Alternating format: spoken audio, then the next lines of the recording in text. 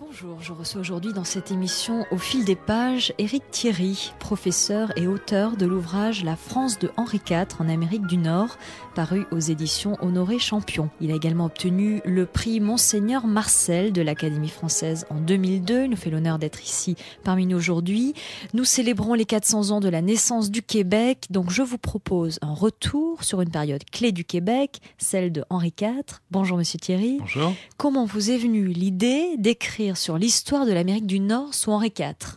Je travaille depuis longtemps maintenant sur cette période. J'avais déjà consacré un ouvrage à Marc Lescarbot. Je me suis intéressé... Cet ouvrage qui a été primé par l'Académie française. Voilà. Et je me suis aussi intéressé aux œuvres de Champlain. J'ai publié le Voyage de 1613. Donc après avoir étudié Lescarbot et Champlain, tout naturellement, j'ai voulu élargir mon champ d'études et donc m'intéresser à la France d'Henri IV, de laquelle ces hommes sont issus. À cette période clé, alors pourquoi est-elle clé? Pourquoi ce contexte? Pourquoi Henri IV?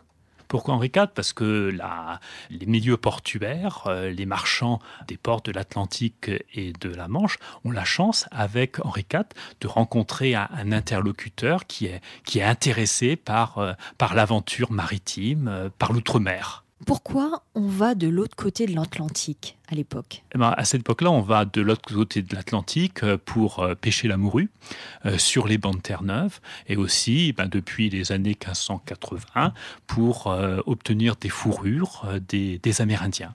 Et alors, Henri IV a-t-il une envie particulière d'envoyer des Français à l'autre bout de l'Atlantique? Est-ce que c'est nourri par une raison financière ou économique? C'est d'abord nourri par une volonté géopolitique.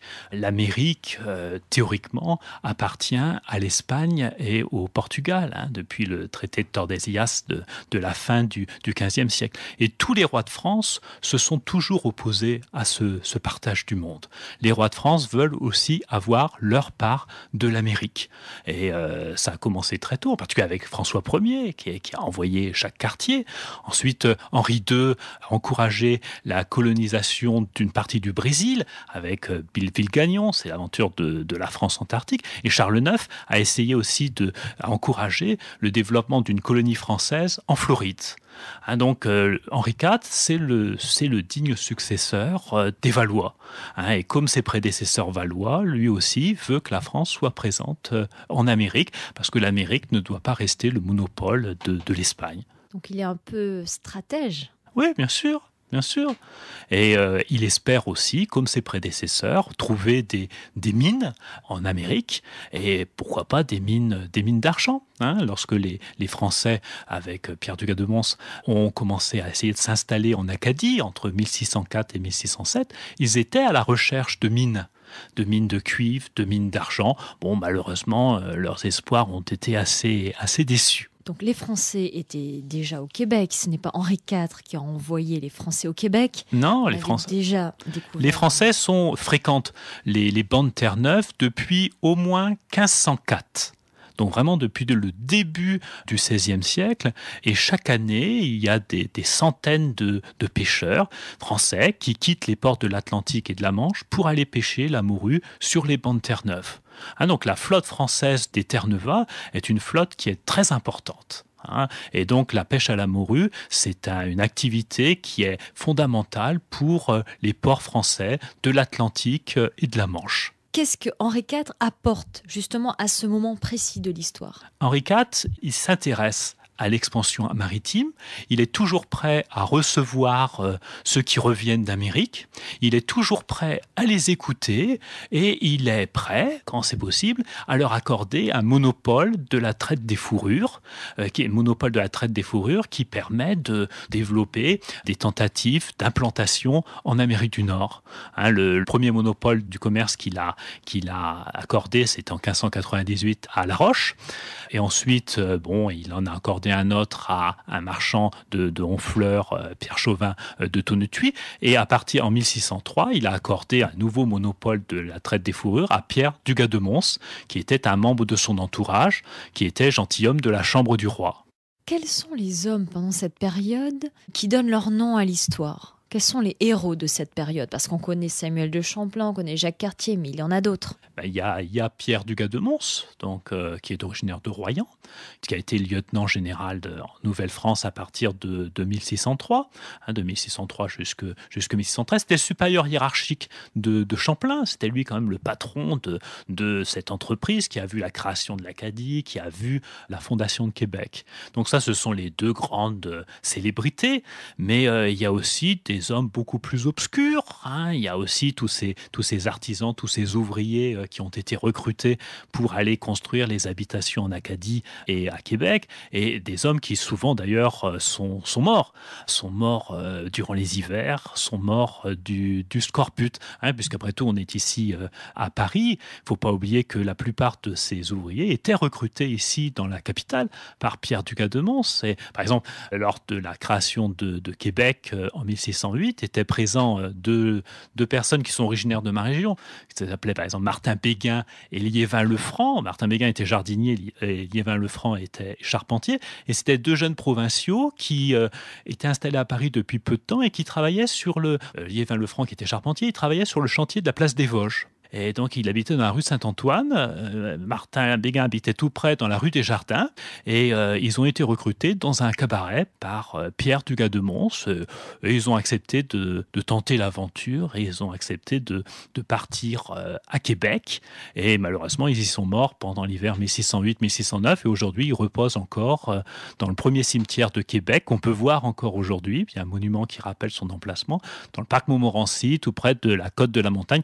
Et tous les touristes qui viennent de la ville basse et qui montent dans la ville haute au château Frontenac passent à côté de ce cimetière où reposent les pionniers du Québec. Quelle est la vie au Québec à cette époque? Comment on s'acclimate au Québec? La vie au Québec est difficile. Souvent, les Français qui arrivent au Québec sont enthousiastes. Ils arrivent en été. Il ne faut pas oublier que les bateaux partent de Honfleur ou du Havre à la fin du mois de mars, au début du mois d'avril. Donc, ils arrivent au mois de mai. Ils arrivent en plein printemps. Bon, ils sont d'abord souvent assez quand même époustouflés par la grandeur des paysages, par la forêt, par les falaises. Les côtes sont assez rocheuses en Acadie, et puis même dans l'estuaire du Saint-Laurent. Et ils sont très vite embêtés par les moustiques, qui sont encore le fléau actuel. Et alors, la grande épreuve est l'hiver. Ils manquent de nourriture fraîche, ils manquent de légumes, et donc ils mangent surtout des viandes salées, et ils attrapent très vite le scorbut. Et le scorbut tue très souvent plus de la moitié des... C'est quoi le scorbut? Le scorbut, c'est une maladie qui est due à une carence en vitamine C, et donc ça provoque on peut enlever les dents rien qu'en tirant dessus. C'est une maladie qui provoque des hémorragies internes, des hémorragies au niveau des viscères, au niveau des jambes, et c'est une maladie qui entraîne la mort assez rapidement. Et on en meurt beaucoup en janvier et en février. Et d'ailleurs, vous savez qu'il y a eu des fouilles archéologiques récemment sur le site d'une de ces habitations, l'île Sainte-Croix, qui se trouve juste à la frontière entre le Maine et le Nouveau-Brunswick. Et les archéologues ont retrouvé le squelette d'un homme mort du scorbut, squelette d'un homme qui avait été disséqué. On pratiquait toujours des dissections et pour connaître l'origine de la maladie. Et Champlain, d'ailleurs, assistait à ces dissections. Et ce jeune homme, les archéologues pensent qu'il avait 17 ans. Il a eu le crâne ouvert et on a retrouvé son crâne, qui avait été scié par le chirurgien. Revenons à la vie au Québec. Ouais. Comment se passe-t-elle en dehors des maladies? En dehors des maladies, là aussi, un aspect très important, ce sont les contacts avec les Amérindiens. Les autochtones. Les autochtones. Donc les Français s'implantent à Québec parce qu'ils sont alliés depuis 1600 aux Indiens montagnais. Les Français ont besoin des Indiens parce que les Indiens sont des partenaires commerciaux. Ce sont les Indiens qui leur apportent les fourrures. Les Français ne vont pas chercher les fourrures, ils ne vont pas tuer les animaux. Ce sont les Indiens qui font ce travail. Donc ils sont obligés de lier des contacts, des relations commerciales avec les autochtones. Avec les autochtones. Et les autochtones sont des partenaires des Français depuis le début. Les contacts avec les Amérindiens sont des contacts qui sont étroits.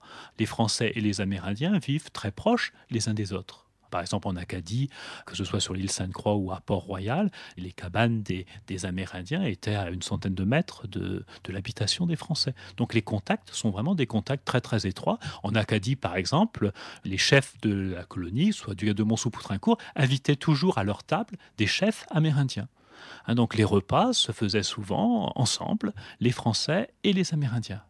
Donc les contacts étaient des contacts très étroits.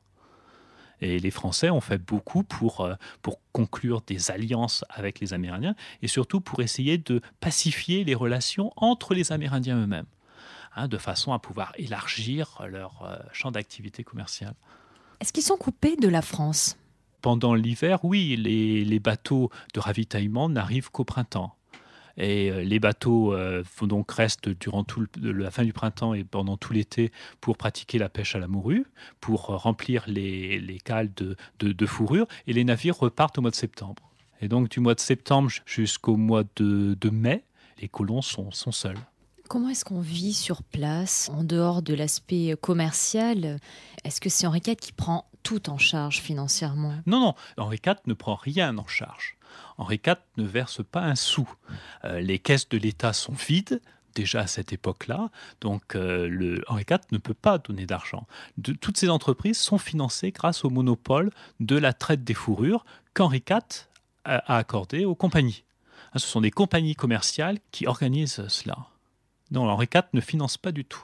Il s'y intéresse, il accorde des monopoles des fourrures, mais il ne finance pas. Et c'est justement le gros problème.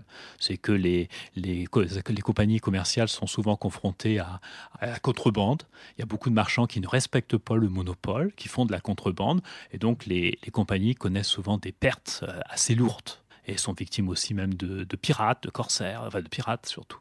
Et donc, les compagnies ne gagnent pas forcément beaucoup d'argent. Et souvent, les compagnies se éclatent et les colons sont obligés de rentrer en France. C'est ce qui est arrivé en 1607 en Acadie. Est-ce que les hommes qui partent au Québec retournent en France ? Oui. Là, il y a des allers-retours, oui. Par exemple, en 1607, tous les Français de l'habitation de Port-Royal ont été rapatriés. Ah oui, donc il y a des allers-retours. Et Champlain a fait, dans toute sa vie, de très nombreux allers-retours entre l'Amérique et la France. Oui. Monsieur Thierry, quelle est la personnalité de Henri IV ? En quoi se démarque-t-elle des autres grands rois, au fond ? Henri IV est très intéressé donc, par l'aventure maritime, il est très intéressé par l'outre-mer, il est très intéressé par tout ce qui est exotique. Henri IV a été, avant d'être roi de France, il a été roi de Navarre. Il a été donc, les Basques étaient ses sujets, et les pêcheurs basques partaient dès le début du XVIe siècle à la pêche à la baleine sur les côtes du Labrador et de Terre-Neuve. Et Henri de Navarre, pendant les guerres de religion, a aussi très souvent séjourné dans le port de La Rochelle. Donc il a eu des contacts personnels, des contacts très, très étroits avec des corsaires, les corsaires de l'armée de mer, par exemple des corsaires qui étaient au service de la cause huguenote. Et il s'est là aussi beaucoup rencontré de marchands et même d'Amérindiens. Ça, c'est quelque chose qu'on oublie assez souvent, mais on parle des Français qui ont fait le voyage en Amérique, mais il y a aussi beaucoup d'Amérindiens qui ont fait le voyage en France. Et ça, dès le début du XVIe siècle. Et Henri IV a rencontré à plusieurs reprises des Amérindiens. La première rencontre que j'ai pu retrouver, c'était en 1565, donc il avait 11 ans, et à Bordeaux, il a rencontré des Brésiliens, des indigènes du Brésil. Et par exemple, en 1602, il a rencontré à la cour, il a reçu en audience 2 Indiens montagnais qui venaient de Tadoussac. Il a promis d'ailleurs de les aider à lutter contre leurs ennemis, les Iroquois. Donc ça, c'était en 1602. Et en 1603, Champlain et François Bongravé ont ramené en France un petit Indien montagnais, le fils d'un chef montagnais qui s'appelait Béchourat. Et Henri IV a pris sous son aile ce petit garçon, ce petit Amérindien, et il l'a fait élever avec ses propres enfants, ses enfants légitimes et ses enfants naturels. Tout le monde était élevé ensemble dans le château de Saint-Germain-en-Laye. Et ce petit Indien montagnais a été élevé avec le petit Louis XIII, qui avait 2 ans à l'époque. Et ce petit Indien a été baptisé. Le parrain était un fils d'Henri IV et de Gabrielle d'Estrées. Et la marraine était une fille d'Henri IV et de Gabrielle d'Estrées. Et ce petit garçon malheureusement, est mort de maladie, et assez vite. Et pendant toute sa maladie, Louis XIII lui a fait envoyer une partie de son repas. Il lui demandait sans arrêt des nouvelles du Petit Canada, tel qu'il l'appelait. Et même après la mort de Petit Canada, eh bien, Louis XIII en parlait encore. Donc, vous voyez, les contacts entre Henri IV et l'Amérique, ce sont aussi des contacts très étroits. Henri IV connaissait des Amérindiens. Et très humain. Et très humains. Il y a à la même époque le voyage vers l'Amérique du Sud. Ouais. Est-ce qu'on s'intéresse plus au nord ou au sud ? Le Sud fait davantage rêver. On espère toujours trouver en Amérique du Sud le fameux Eldorado. On espère trouver beaucoup d'or, beaucoup d'argent. Et les Anglais s'intéressent à la Guyane, une tentative de colonisation dès 1602. Donc Henri IV s'est aussi intéressé à la colonisation de la Guyane. Et dès 1604, il a envoyé un personnage, un breton qui s'appelle, un poitvin qui vivait en Bretagne, qui s'appelle Daniel de la Touche de la Ravardière, pour faire un voyage d'exploration. Il a exploré par exemple la rivière de Cayenne. Et à la fin du règne, en 1609, Daniel de la Touche est reparti pour essayer de coloniser le Maranhão. Et ça, c'est une expérience qui va durer encore au début du règne de Louis XIII et qui va se finir malheureusement par un échec. Donc l'Amérique du Sud intéresse, bien sûr. L'Amérique du Sud fait beaucoup plus rêver que l'Amérique du Nord. L'Amérique du Nord, c'est une terre à fourrure et un littoral à morue. Et l'or et l'argent de l'Amérique du Sud sont beaucoup plus intéressants pour Henri IV, qui a besoin de financer la reconstruction du pays après les guerres de religion et qui a besoin de financer une guerre contre l'Espagne qui s'annonce quand même de plus en plus. Mais quand même, il s'intéresse à l'Amérique du Nord. Oui, bien sûr. Pour terminer, est-ce qu'on pourrait juste revenir sur la personnalité de Henri IV ? Parce qu'on a vu un petit peu l'entourage, ses attraits également pour la différence, pour l'ailleurs, pour l'autre monde. Quel type de personne est-ce qu'il est ? Plutôt introverti, intéressé par les gens ? Henri IV est un personnage qui est très, très ouvert. Et Henri IV est un personnage qui adore le contact, qui adore le contact avec ses sujets. Ça fait partie, ça aussi, de la légende d'Henri IV, mais c'était une réalité. Donc c'est quelqu'un qui est toujours prêt à recevoir les voyageurs. Et il est toujours prêt à discuter avec eux. Facile d'accès ? Il est très facile d'accès. Par exemple, Jean Moquet, qui était son apothicaire, Jean Moquet a participé à la tentative de colonisation de la Guyane avec la Ravardière en 1604. Eh bien, Jean Moquet a montré à Henri IV, dans le château de Fontainebleau, comment les Amérindiens faisaient du feu en frottant des bâtons. Il lui a parlé aussi des Amazones, des fameuses Amazones, qu'il prétendait avoir rencontrées. Et Henri IV adorait ça. Et Champlain a vécu aussi à la cour de Henri IV. Champlain avait voyagé dans l'Amérique espagnole et à son retour, il a fait un rapport à destination du roi et le roi lui a donné une pension pour lui permettre de vivre à la cour. Et Henri IV et Champlain se rencontraient assez souvent et d'ailleurs à la fin de chaque voyage, Champlain va toujours rencontrer Henri IV pour lui faire part de ses découvertes. Et il lui ramène des choses. Il lui ramène une tête de poisson qu'il a pêché dans le lac Champlain. Il lui ramène des oiseaux. Il lui ramène des animaux. Parce qu'il ne faut pas oublier aussi que les voyageurs ramènent des animaux qu'ils montrent à Paris. Et tous les scientifiques de l'époque vont les voir. Et même, par exemple, ils ont ramené un caribou que Henri IV a fait mettre dans les fossés du château de Saint-Germain-en-Laye. Et comme les domestiques du roi ne savaient pas quoi lui donner à manger, la pauvre bête est morte de faim dans les fossés du château. Mais donc il y avait les échanges, ce ne sont pas seulement des échanges humains, ce sont aussi des échanges d'animaux. Est-ce que vous pensez que cette période va influencer tout le courant du naturalisme par la suite ? Ces échanges ont contribué à ouvrir la France sur le reste du monde. Bien sûr, ça a attisé la curiosité des scientifiques, mais cette curiosité des scientifiques, elle existait déjà avant. Dès le XVIe siècle, la France s'ouvre sur le Nouveau Monde. Une belle aventure. Nous arrivons à la fin de cette émission. Merci Éric Thierry de nous avoir éclairé sur la naissance de l'Amérique du Nord et la période avec Henri IV. Je rappelle que vous êtes professeur, vous êtes auteur de l'ouvrage La France de Henri IV en Amérique du Nord, paru aux éditions Honoré Champion, que vous avez obtenu le prix Monseigneur Marcel de l'Académie française en 2002. Je vous remercie d'avoir participé à cette émission et